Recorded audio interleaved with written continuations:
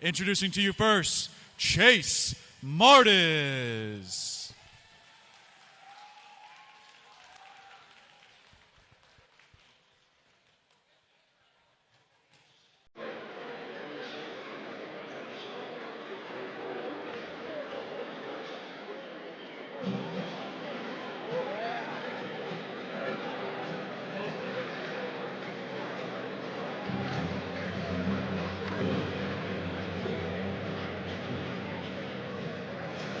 He trained at my 6 a.m. for a little while. Chase did? Yeah, he'd been making a drive, and then he actually started training over at Blacksmith, was a little bit closer to him.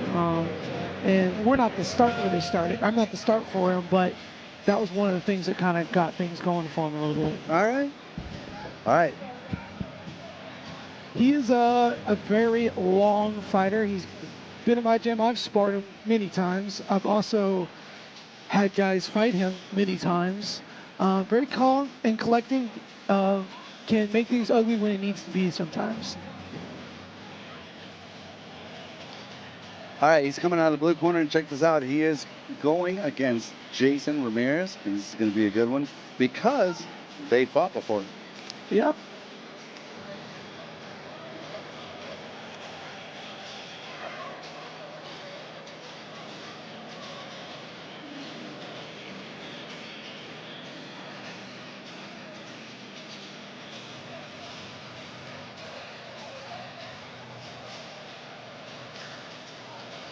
Chase traditionally sealing off the ring. And next to the ring, Jason Ramirez.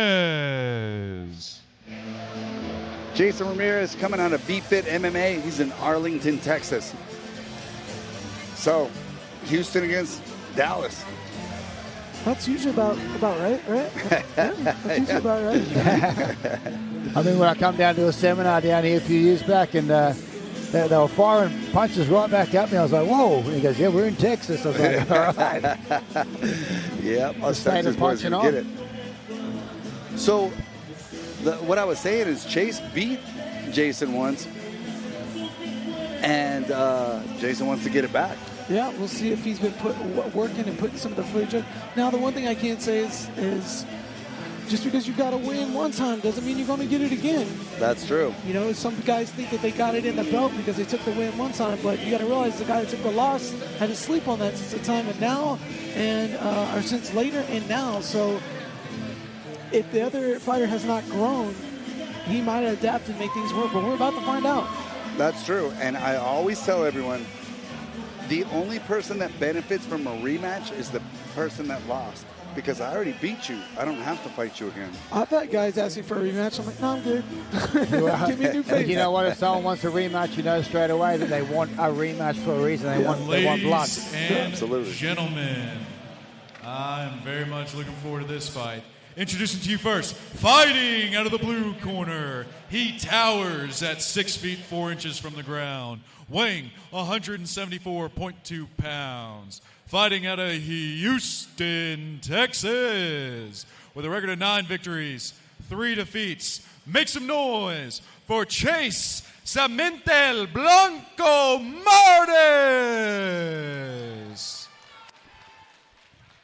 Standing across from him at 5 feet 11 inches from the ground, weighing 173.9 pounds. Fighting out of Arlington, Texas, with a record of 10 victories, 2 defeats. Make some noise for Jason All Smiles Ramirez.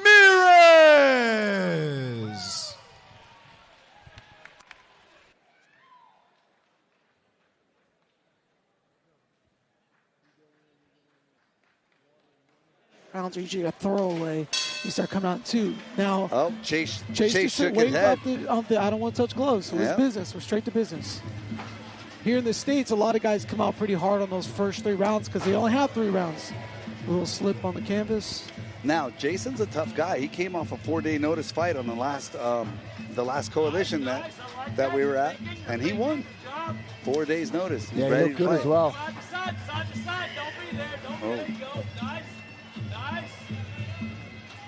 And he's out for business tonight.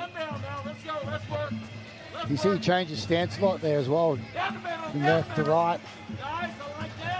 Now, one thing I will say when guys change your stance a lot, can they block in that other stance? That's something you got to realize too. Might be fun offensively, but can you defensively do something? It looked for a minute like Chase's clinch was a little bit better. Why doesn't he try that? They both finding the rhythm a little bit.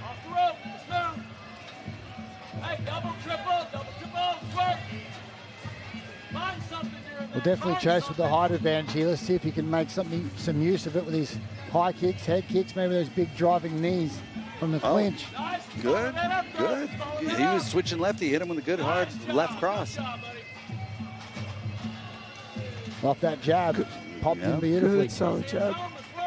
He switches back and forth like Sammy does, crazy style. Let's go. His defensive looks Well, pretty good too. Yeah, as soon as Jason, switches stance, I think Chase needs to be throwing that big right kick. Bang, just hit that southpaw straight up. Absolutely. First elbow of the night. Good side hook on there. For this. Trying to keep the distance with that front kick. 10 seconds left. See who wants it more.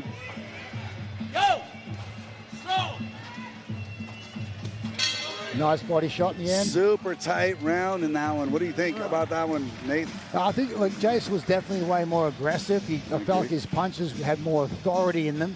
I mean, I don't think that he necessarily hurt Chase at all in any way, but he just looked a little bit more like wanting to hurt him more than on the other side. But as I was saying earlier, I think if the corner of Chase really has a look at it, as soon as as soon as Jason changes stance, fire that right kick and make him not want to change. Absolutely. You got to shut them down. Shut them down. So that's something that'll be, It'll also keep his arms busy from throwing it. Yep. To block. Absolutely. Chase came out a little more aggressive than he normally does, I guess, because he's really thinking about the 3-round fight. So trying to put one in his pocket early, so if this guy has to get to the end, try to have to knock him out. All right, 10-second bell. Round number 2, they look fresh and ready. Let's see if Jason can put a little more pressure on top of him right now. He's going to have to pick it up. You have to win at least 2 rounds in a 3-round fight. Double, triple, let's work. There's that pressure you talked about. Yeah. Marching forward. Jason's doing good about getting that jab in there, but he needs to follow up a little bit more, I think, behind it. He got the distance closed, got to keep those hips in. I think Chase is a little more busy, too. He is. So, which is not really his style, to be honest with you. But he's got to adapt to what's in front of him. Absolutely. That's how you win fights. You have to adapt to the guy you're Marching in with a big knee to the head. He stepped out of the way of that one. Good, solid left kick. Jason's got to be a little bit more aware of his ring throw that control. right kick right now. Throw that kick. He's missing that opportunity. Right there, let's work. Keep going. Down the middle, right there. Nice. Good, solid left cross by Jason. Corner. Jason's corner. That's going to go a little more. A little bit. There's the elbow we to got Jason some on the top.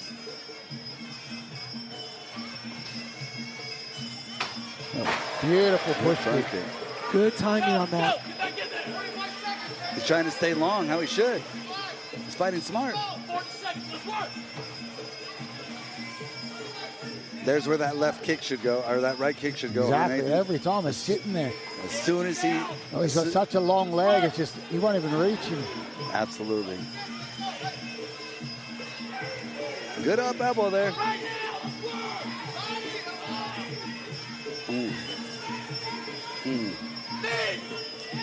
Trying to keep. It looks like Chase is better in the clinch. He needs to stay there a little longer. Yeah, that's it. He's got that double arm, forearm grip. All right, round 2 in the books. I think Chase was a little more busy in that round. Yeah. I think he hit him with more significant shots, and I think he's up 2 rounds right now. I think so.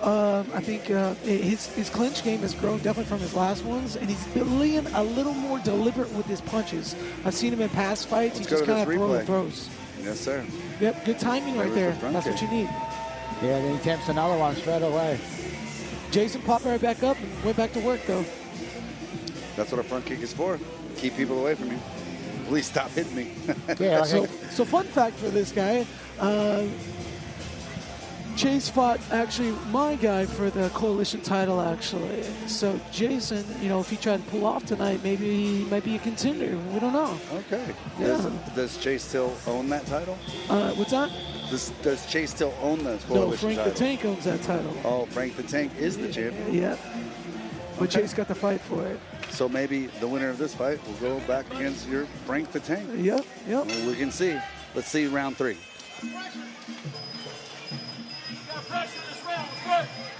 Good timing with the staying long, just like that. Now they're kind of getting into the little bit of tie rhythm instead of swinging super hard.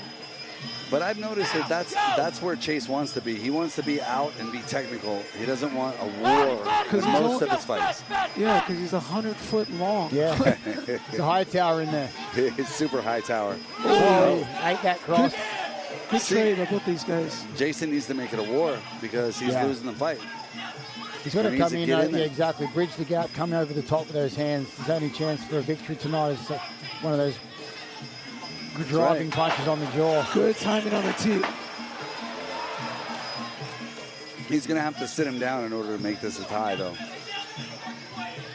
And we talked about earlier, whenever he switches over, and Jason switches over, Chase would really just flick that right kick right across the body. Like I said, check and see how good his defense. His offense is pretty good, but checking that defense when he switches over. Ref break him, so we have 50 seconds left in this fight. Chase has to pick up this round. He doesn't really have to. He pretty much won the fight. I think Jason needs to pick it up in this round.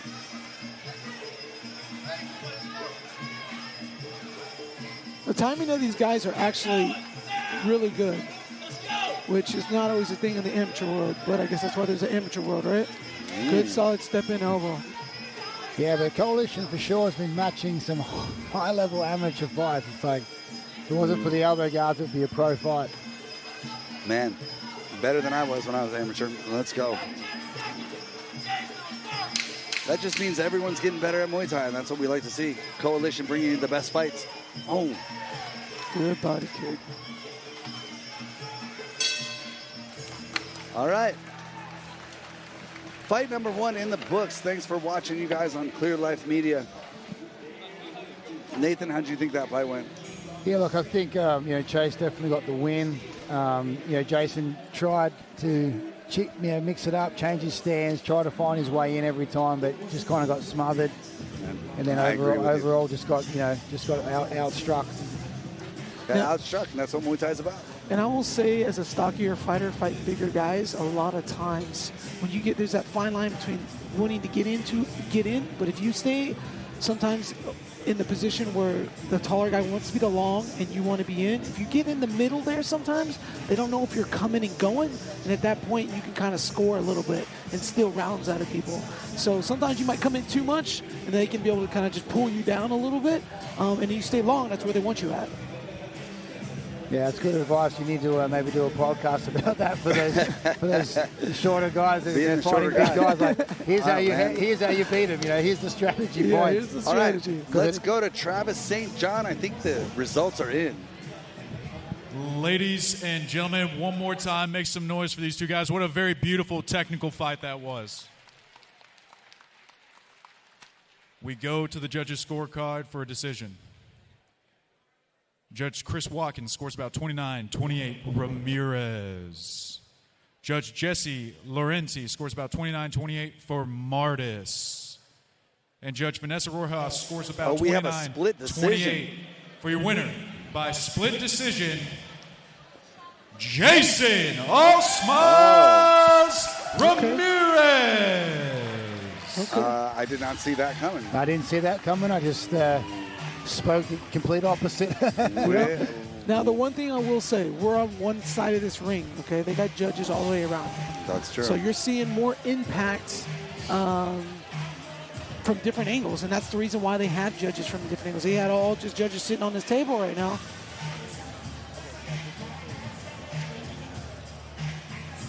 Congrats to Jason and his team.